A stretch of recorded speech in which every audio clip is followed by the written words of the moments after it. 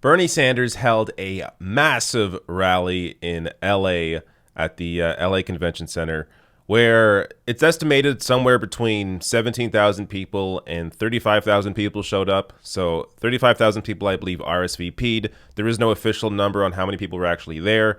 The convention center apparently has a 17,000 person capacity. But then I saw another report from Common Dreams saying that 24,700 people were there. So regardless of how many people showed up, a lot of freaking people showed up. Let me show you a little clip here. I'll put this full screen so you can see the whole thing.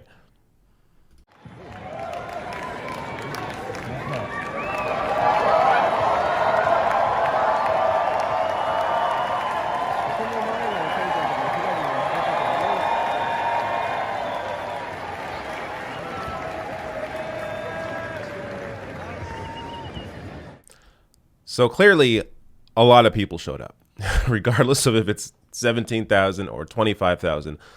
A lot of people were there. And again, it goes to the argument that Sanders often makes is that you need energy to be able to defeat Donald Trump. This energy, these people here, we're talking volunteers, door knockers, phone bankers, small donation donators. Like, these are people that are actively involved in the movement. You need energy. And the other thing that Sanders does is he brings in a lot of people that typically aren't all that into politics. He is a lifelong independent. He has called out the establishment in terms of the leadership in both parties. And he understands that both parties, for the most part, at least in terms of leadership, are attached to big money donors. Bernie Sanders speaks out against that. And he centers that as one of the main reasons why you still have the Democratic Party serving big pharma as opposed to serving actual people, because the Democratic Party at large, the leadership, takes money from these various industries. They are obviously going to be impacted by that money when it comes to policymaking. Bernie Sanders stands against that, which is why he is 100% grassroots funded. Let me show you. This is a few people that were at the event. This is from NBC News in LA. He has a movement behind him, and in order to beat Trump, you need to have a movement and people who are excited and first-time voters and people who are going to actually go out and vote, and Bernie has that momentum behind him. I see something different in terms of what's going on in contemporary politics today.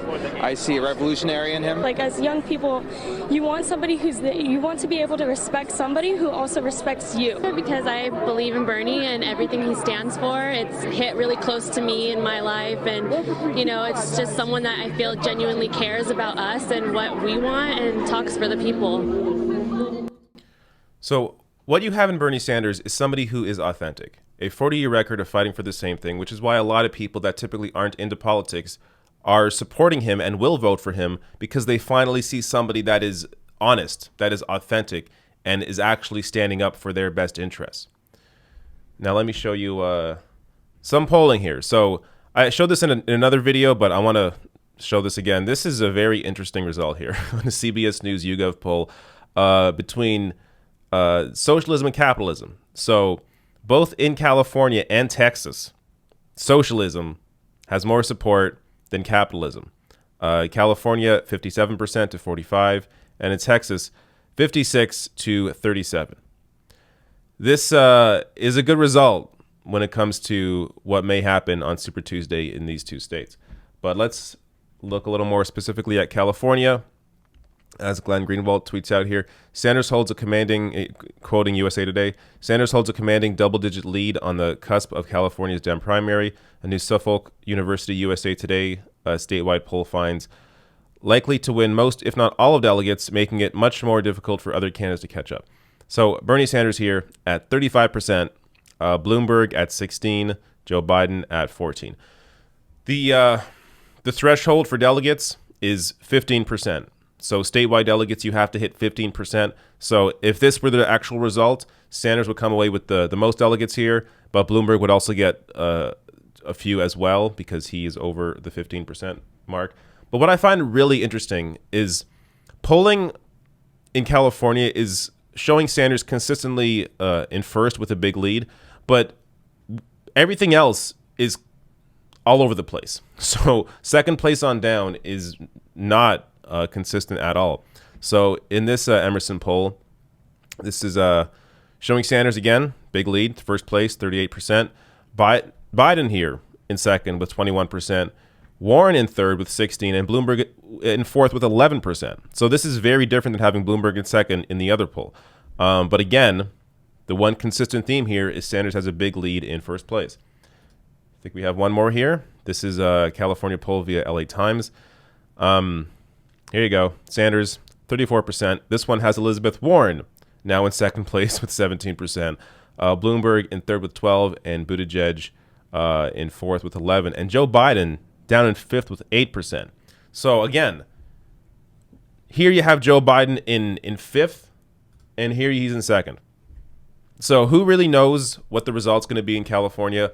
But the one thing that seems fairly consistent here is that Sanders will have a big lead coming out of that state. Also, keep in mind, this is something that I've just recently read about.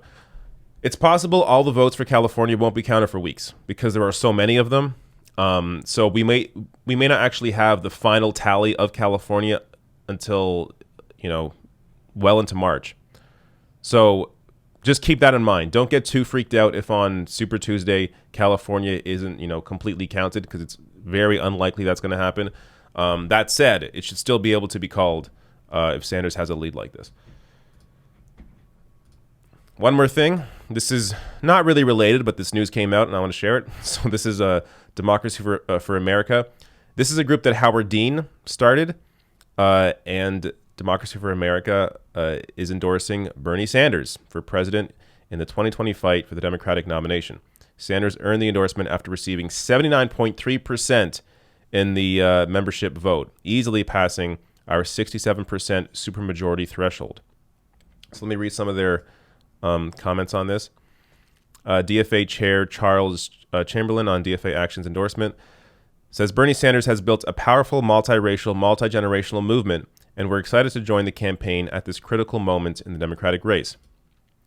From Super Tuesday to the Democratic Convention in Milwaukee, DFA Action will be working every day to make sure Bernie Sanders wins the most votes, delegates, and states nationwide to become the Democratic nominee and defeat Donald Trump in November. The overwhelming support for Bernie Sanders we saw in our member vote should be a wake-up call to the broken, visionless corporate Democratic establishment. Americans want fundamental change in Washington, not a return to the status quo. Last tweet here. In the most important election of our lifetimes, Bernie Sanders is the candidate who is energizing our base, connecting with those who have long felt ignored by our politics, and electrifying the next generation of Americans. We need to beat Donald Trump. And that electricity is fairly obvious when you look at any of these rallies. And look, I'm not saying rallies directly result in you winning every state. Obviously, it doesn't. But what it does reflect is the energy that is required to defeat Donald Trump. And to any of those people out there that are like, oh, but a Bernie supporter was mean to me online once. Imagine that energy that the Bernie Sanders base has. Imagine that energy directed towards Donald Trump and their supporters. So if you're complaining about mean tweets because someone corrected you on something you said wrong, or maybe somebody was actually mean to you, imagine that energy directed at Donald Trump. That's how you defeat him. And Bernie Sanders, as I said earlier, brings out a lot of traditional non-voters, a lot of working class voters, a lot of lifelong independents, like he being a lifelong independent. Like this is the mass appeal that you need as a Democratic candidate to go up against Donald Trump. Bernie Sanders has that, and if there's any obvious visual for it, I think it's this crowd at the LA Convention Center.